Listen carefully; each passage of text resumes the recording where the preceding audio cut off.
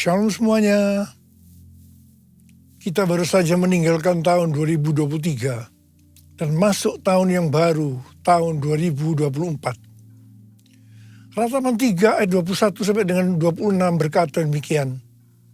Tetapi inilah yang kuperhatikan, sebab itu aku berharap.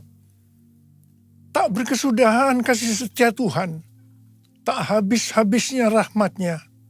Selalu baru tiap pagi, besar kesetiaanmu. Tuhanlah bagianku, kata jiwaku. Oleh sebab itu aku berharap kepadanya. Tuhan itu baik bagi orang yang berharap kepadanya. Bagi jiwa yang mencari Dia. Baiklah menanti dengan diam pertolongan Tuhan.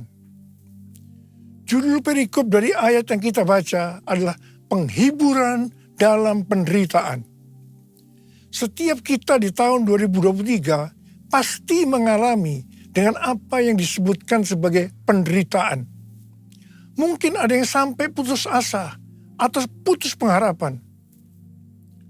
Tetapi memasuki tahun 2024, kita harus mengubah paradigma dengan tuntunan Tuhan ini. Dalam ayat yang kita baca tadi, kita mendapatkan pelajaran yaitu pada waktu kita mengalami penderitaan, setelah kita memperhatikan apa yang Tuhan perbuat dalam hidup ini, maka kita akan mendapatkan pengertian sebagai berikut. Tak berkesudahan kasih setia Tuhan, tak habis-habisnya rahmat-Nya, selalu baru tiap pagi, besar kesetiaan Tuhan. Kita sebagai orang yang percaya harus yakin bahwa Tuhan ada di dalam kita. Roh Kudus ada di dalam hati kita. Sebab itu kita harus mengambil keputusan memasuki tahun 2024 untuk hanya berharap kepada Tuhan, tidak kepada yang lain-lain. Tuhan itu baik bagi orang yang berharap kepadanya, bagi orang yang mencari Dia. Dalam menantikan pertolongan Tuhan, kita harus menanti dengan diam, dengan sabar, sampai Tuhan menolong kita. Mazmur 119 ayat 50 berkata, inilah penghiburanku dalam sengsaraku, bahwa janji-Mu memberi aku hidup. Haleluya! Kasih Tuhan tak berkesudahan, tak habis-habisnya rahmat-Nya, selalu baru setiap pagi. Baru setiap pagi, besar setiamu Tuhan, besar setiamu, besar setiamu Tuhan, besar setiamu. Mari kita katakan bersama-sama, Tuhan, saya percaya kasih setiamu selalu baru tiap pagi, selalu baru tiap minggu, selalu baru tiap bulan, selalu baru tiap tahun. Karena itu saya percaya tahun 2024 akan lebih baik dibandingkan tahun 2023. Amin. Apa yang terjadi kalau kita berharap kepadanya? Yang pertama, sesuai dengan Yesaya 40 ayat 30 dan 31, maka orang yang berharap kepada Tuhan akan mendapatkan kekuatan baru yang akan melebihi kekuatan orang-orang muda. Mereka seumpama Raja Wali yang terbang dengan kekuatan sayapnya. Mereka berlari dan tidak menjadi lesu. Mereka berjalan dan tidak menjadi lelah. Haleluya! Orang yang berharap Tuhan dibaharui kuatnya, terbang naik dengan sayap Raja Wali. Berlari tiada penat, berjalan tiada lelah. Ajarku harap Kau Tuhan. Orang yang berharap Tuhan terbang naik dengan sayap Raja Wali. Berlari tiada penat, berjalan tiada lelah. Ajarku, harapkan Tuhan. Yang kedua, hal yang terjadi kalau kita berharap kepadanya, sesuai dengan Mazmur 37 ayat 23 dan 24 yang berkata, Tuhan menetapkan langkah-langkah orang yang hidupnya berkenan kepadanya. Apabila ia jatuh, tidaklah sampai tergeletak, sebab Tuhan menopang tangannya. Orang yang hidupnya berkenan kepada Tuhan adalah orang yang berharap kepada Tuhan. Bagi orang yang seperti itu, Tuhan akan menetapkan langkah-langkahnya. Dan apabila ia jatuh, tidaklah sampai tergeletak, sebab Tuhan menopang tangannya. Perlu dicatat, sebagai orang-orang yang berkenan kepada Tuhan, kita bisa jatuh ke dalam berbagai macam kegagalan dan masalah. Tetapi Alkitab berkata, kita bisa jatuh, tetapi tidak sampai tergeletak. Sebab Tuhan menopang tangan kita. Katakan haleluya. Tuhan menetapkan langkah-langkah orang yang hidupnya berkenan kepadanya. Apabila ia jatuh, tak sampai tergeletak, sebab Tuhan menopang tangannya. Tangannya, tangannya, oh tangannya, tangannya, sebab Tuhan menopang tangannya. Apabila ia jatuh, tak sampai tergeletak, sebab Tuhan menopang tangannya. Sebab Tuhan menopang tangannya. Tanganku. Sebab Tuhan menopang tanganku. Sekali lagi. Sebab Tuhan menopang tanganku.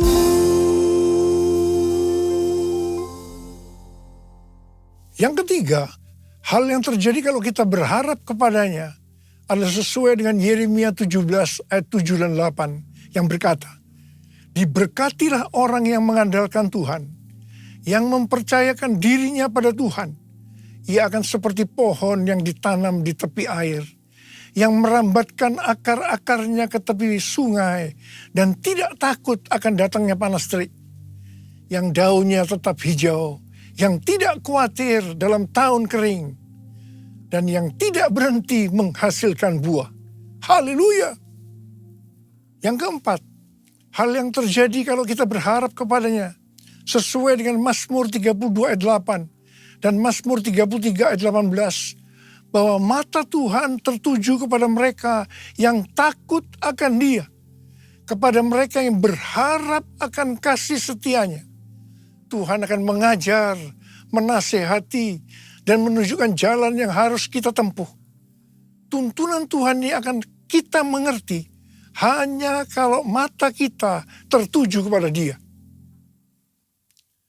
Dari tanggal 15 September sampai dengan 2 Oktober 2024, menurut kalender Ibrani, kita memasuki tahun 5784, yaitu tahun P Dalet. P Dalet artinya 84. P adalah angka 80, menggambarkan mulut.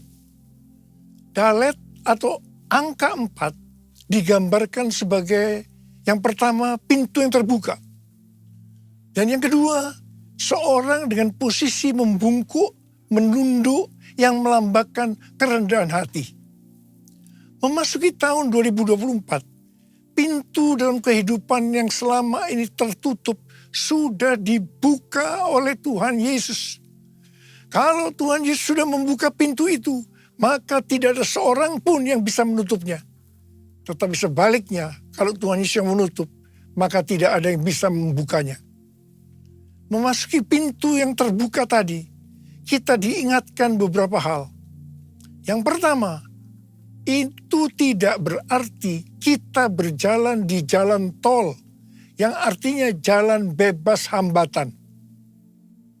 Yang kedua, kita harus banyak sembahyang. Dan yang ketiga, mulut harus dijaga. 1 Petrus 3 ayat 10 berkata, siapa yang mau mencintai hidup dan mau melihat hari-hari baik, ia harus menjaga lidahnya dari yang jahat dan bibirnya dari ucapan-ucapan yang menipu. Yakobus 3 ayat 2 berkata, sebab kita semua tersandung dalam banyak hal. Siapa tidak tersandung dalam perkataannya, ia adalah orang yang sempurna, yang dapat juga mengendalikan seluruh tubuhnya. Yakobus 3 ayat 9 dan 10 berkata, dengan lidah kita memuji Tuhan dan Bapa kita. Dengan lidah juga kita mengutuk manusia yang diciptakan menurut rupa Allah. Dari mulut yang sama keluar berkat dan kutuk. Hal ini, saudara-saudaraku, tidak boleh terjadi. Mari kita katakan bersama-sama. Mulutku penuh dengan pujian kepadamu, ya Yesus Tuhan. Sepanjang hari ku beri penghormatan kepadamu, ya Allahku. Kepadamu, ya Allahku. Kepadamu, ya Allahku.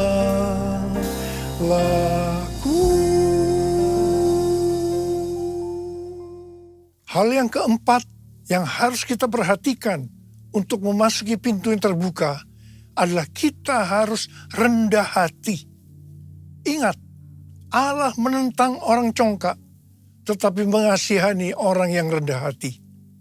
Kita baru saja memasuki tahun 2024.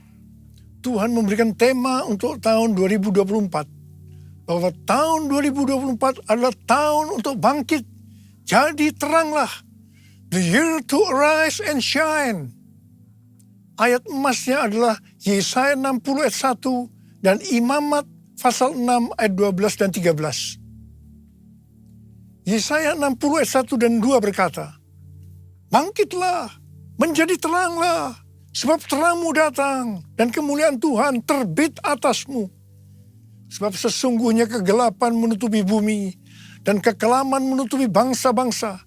Tetapi terang Tuhan terbit atasmu dan kemuliaannya menjadi nyata atasmu. Memasuki tahun 2024, pencurahan Roh Kudus Pentakosta ketiga akan semakin dahsyat.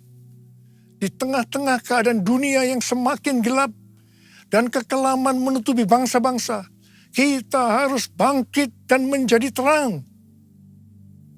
Sama seperti bangsa Israel telah menerima terang Tuhan dan memiliki tugas untuk menjadi terang. Demikian juga gereja yang mengalami perjumpaan dengan terang Tuhan, yaitu Yesus Kristus, memiliki tugas untuk menjadi terang dunia, agar semua orang, everyone, datang kepada terang Tuhan. Sebagai contoh, Saulus, penganiaya jemaat, yang berjumpa dengan terang, berubah menjadi Paulus, pemenang jiwa. Apa artinya menjadi terang? Yang pertama, menjadi terang artinya mengikut Kristus yang adalah terang dunia. Yang kedua, menjadi terang artinya menjadi serupa dengan Kristus dan menghasilkan perbuatan baik. Yang ketiga, menjadi terang artinya hidup dalam kasih. Yang keempat, menjadi terang artinya hidup berjaga-jaga. Yang kelima, menjadi terang artinya hidup bijaksana dan berintegritas. Yang keenam, menjadi terang artinya hidup dipenuhi dengan pengetahuan tentang kemuliaan Allah. Yang ketujuh, menjadi terang artinya hidup benar dan adil. Sesuai dengan Yesaya 60 ayat 3 sampai 7. Pada saat kita menjadi terang karena api Pentakosta ketiga turun dengan dahsyat. Hal-hal inilah yang akan terjadi. Yang pertama, bangsa-bangsa akan datang berduyun-duyun kepada terangnya. Dan mereka akan percaya dan mengenal Tuhan Yesus. Haleluya. Yang kedua, kekayaan bangsa-bangsa akan datang. Dan ini akan digunakan untuk membiayai penyelesaian amanat agung. Untuk menjadi terang, kita harus menjadi seperti yang disebutkan dalam Imamat 6 ayat 13. Yaitu api di atas mezbah harus dijaga tetap menyala.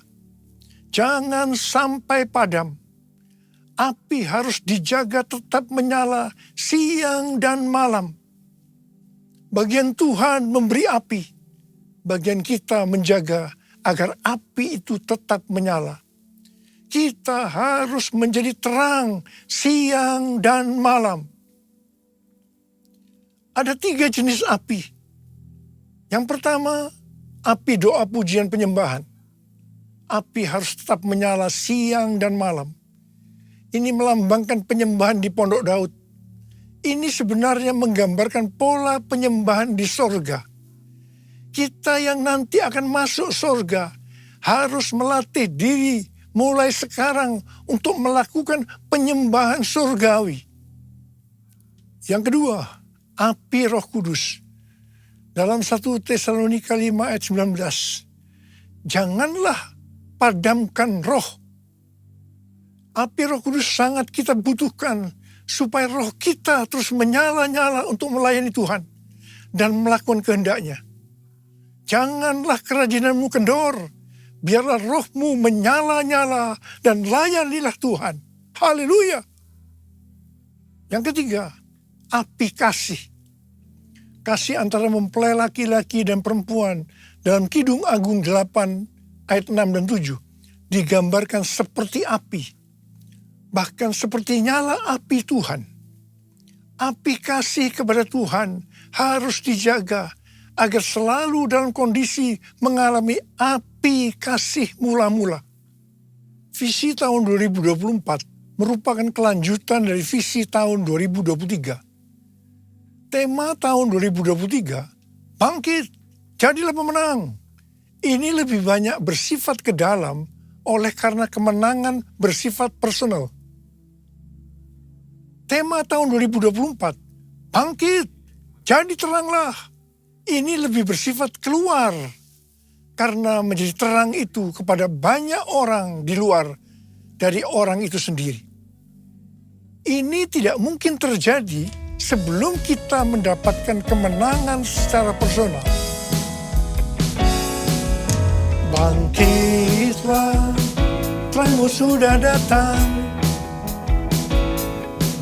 Bangkitlah, terangmu sudah datang. Kemuliaan Tuhan telah terbit. Kemuliaan Tuhan telah datang. Kemuliaan Tuhan telah terbit atasmu. Bangkitlah, terangmu sudah datang. Bangkitlah, terangmu sudah datang. Kemuliaan Tuhan telah terbit. Kemuliaan Tuhan telah datang. Kemuliaan Tuhan telah terbit atasmu. Atasmu. Atasmu. Pastor D adalah seorang nabi yang selalu mendoakan saya sudah lebih dari 3 tahun. Dia mendapatkan nubuatan pada waktu Rosh Hashanah, yaitu 15 September 2023. Dan ini berlaku untuk akhir tahun 2023 sampai tahun 2024. Yang pertama dikatakan, tahun ini adalah tahun tiba-tiba, suddenly. Yang kedua, baptisan api atau pemurnian gerejanya dan turunnya kemuliaan Tuhan akan datang secara tiba-tiba. Yang ketiga, penuaian jiwa akan datang secara cepat. Mereka berbondong-bondong masuk ke dalam kerajaan Allah. Mereka datang dari berbagai lapisan masyarakat, orang tua dan anak-anak muda dari berbagai macam latar belakang. Yang keempat, anak-anak muda menjadi sangat lapar dan penuh gairah untuk Tuhan. Mereka perlu dilatih untuk penyembahan, worship. Mereka akan melihat tanda dan mujizat yang dinyatakan di depan mata mereka. Yang kelima, ini adalah tahun pintu terbuka. Dan melalui pintu itu akan ditemukan tujuan atau destiny ilahi. Yang keenam, ini adalah tahun di mana dunia akan benar-benar mulai melihat dan memiliki pengetahuan tentang kemuliaan Tuhan yang akan melingkupi bumi seperti air menutupi dasar laut. Demikianlah kemuliaan Tuhan datang. Yang ketujuh, Pentakosta ketiga akan dinyatakan seperti belum pernah dilihat atau disaksikan sebelumnya. Karena itu akan terjadi di rumah-rumah melalui penyembahan, sehingga kesembuhan, mujizat-mujizat, dan pencurahan Roh Kudus yang akan menarik jutaan orang ke dalam kerajaan Allah terjadi. Sama seperti para penyembah selalu dipanggil untuk memimpin jalan dalam pertempuran, demikian pula para penyembah akan mempersiapkan jalan bagi Tuhan. Hamba-hamba Tuhan, kenabian dan kerasulan akan bekerja bersama-sama dengan Kristus sebagai batu penjuru. Para nabi akan menubuatkan tentang kedatangan Tuhan. Dan rasul-rasul penyembahan akan mempersiapkan rumah-rumah. Dan kemuliaan Tuhan akan memenuhi tempat ibadah, umat, rumah-rumah. Yang kedelapan, goncangan secara natural dan spiritual akan terjadi. Yang kesembilan, akan terjadi peningkatan gempa, letusan gunung berapi, tanda-tanda di langit. Yang kesepuluh, waspadai dan banyak berdoa untuk aktivitas air yang tidak biasa. Banjir, perubahan warna, ini tidak pernah terjadi sebelumnya, baik lokal maupun global. Kunci untuk menghadapi tahun tiba-tiba ini adalah ketaatan radikal terhadap suara Tuhan. Seperti pada zaman Nuh, demikian pula akan terjadi pada saat kedatangan anak manusia. Nuh berjalan bersama Allah, maka kita juga harus melakukannya. Ada berapa banyak di antara saudara yang akan berkata, tahun 2024 saya akan berjanji untuk taat secara radikal terhadap suara Tuhan. Angkat tangan saudara. Mari kita katakan bersama-sama. Bagi Allah selama-lamanya. Bagi Allah selama-lamanya. Bagi Allah selama-lamanya. Amin. Bagi Allah, bagi Allah selama-lamanya. Bagi Allah selama-lamanya. Bagi Allah selama-lamanya. Amin. Mari kita berbahasa roh. Berbahasa roh. Mari kita berbahasa roh. Berbahasa roh.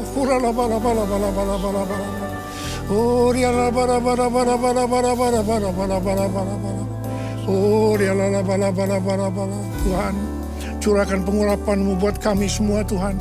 memasuki tahun yang baru, tahun 2024. Curahkan pengurapan-Mu buat kami semua. Terima pengurapan Tuhan. Terima pengurapan Tuhan. Terima kasih. Terima kasih. Terima kasih. Dalam nama Yesus. Amin. Mari, saudara-saudara, kita akan masuk dalam perjamuan kudus. Kita akan mengingat ayat ini. Sebab setiap kali kamu makan roti ini dan minum cawan ini, kamu memberitakan kematian Tuhan sampai Ia datang. Perjamuan kudus adalah perjamuan Tuhan Yesus sendiri. Setiap kali kita masuk dalam perjamuan kudus, Tuhan selalu berbicara kepada kita, biarlah ini menjadi peringatan akan aku. Biarlah ini menjadi peringatan akan aku. Karena itu mari, arahkan hati kita, pikiran kita kepada kebaikan Tuhan. Mari kita tundukkan kepala. Bapa, siapakah kami sebelum kami mengenal Engkau? Kami semua orang berdosa. Upah dosa adalah maut, mati. Tapi Engkau yang tidak berdosa telah dijadikan dosa oleh karena kami, ya Tuhan. Engkau harus turun dari surga mulia. Mati ganti kami dengan penderitaan yang luar biasa. Sungguh kalau kami pikirkan betapa baiknya Engkau, ya Bapa. Ya Bapa, Engkau jadikan kami sebagai anak-anak-Mu. Engkau tuntun, Engkau bela, Engkau lindungi, Engkau berkati. Engkau tegur, Engkau hajar kalau kami salah, ya Tuhan. Itu Engkau, ya Abah. Itu Engkau. Tuhan akan memberkati kita semua melalui perjamuan kudus.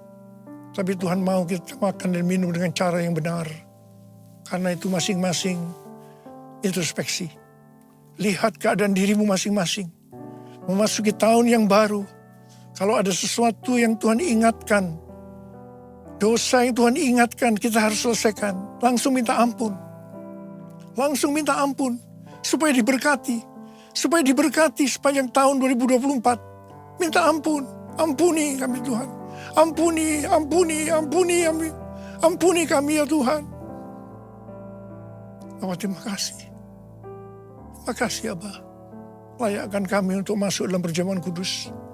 Kami akan masuk dalam perjamuan kudus dengan hati yang penuh ucapan syukur. Dalam nama Yesus kami berdoa. Amin. Sekarang mari. Angkat roti di tangan kanan kita tinggi-tinggi. Sebab apa yang telah kuteruskan kepadamu telah aku terima dari Tuhan. Yaitu bahwa Tuhan Yesus pada malam waktu Ia diserahkan mengambil roti. Dan sesudah itu Ia mengucap syukur atasnya. Ia memecah-mecahkannya dan berkata, inilah tubuhku yang diserahkan bagi kamu. Perbuatlah ini menjadi peringatan akan aku.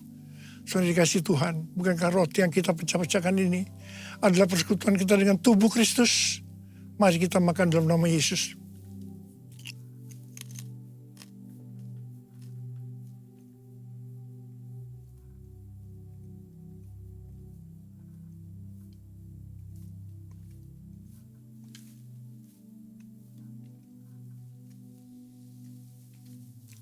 Sekarang angkat cawan di tangan kanan kita tinggi-tinggi. Demikian juga yang mengambil cawan sudah makan lalu berkata, cawan ini adalah perjanjian baru yang dimeteraikan oleh darahku. Perbuatlah ini. Setiap kali kamu meminumnya menjadi peringatan akan aku. Saudara dikasih Tuhan, bukankah cawan pengucapan syukur? Yang atasnya kita ucapkan syukur adalah persekutuan kita dengan darah Yesus. Mari kita minum dalam nama Yesus.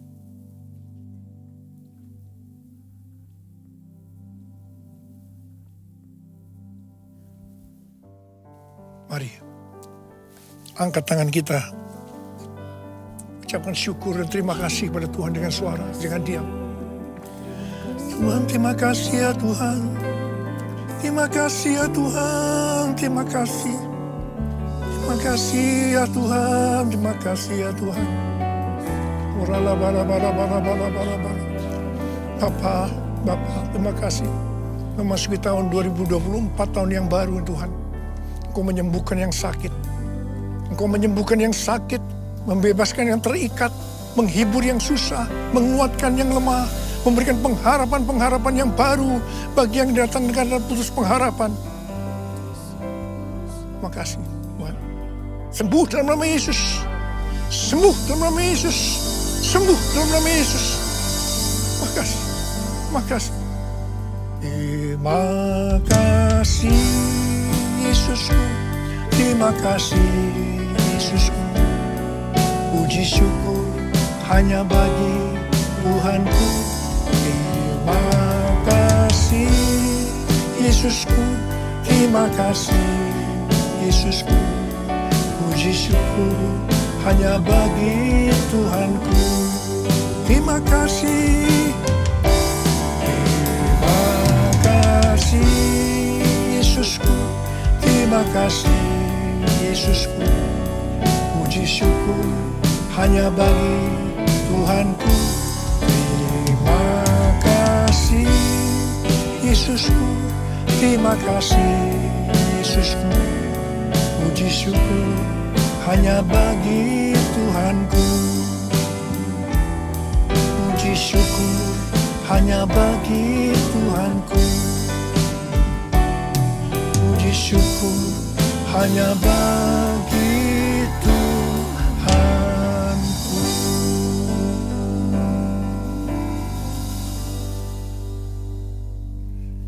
Saudara-saudara yang dikasihi Tuhan, saya akan mengucapkan selamat tahun baru 2024. Tahun untuk bangkit jadi teranglah.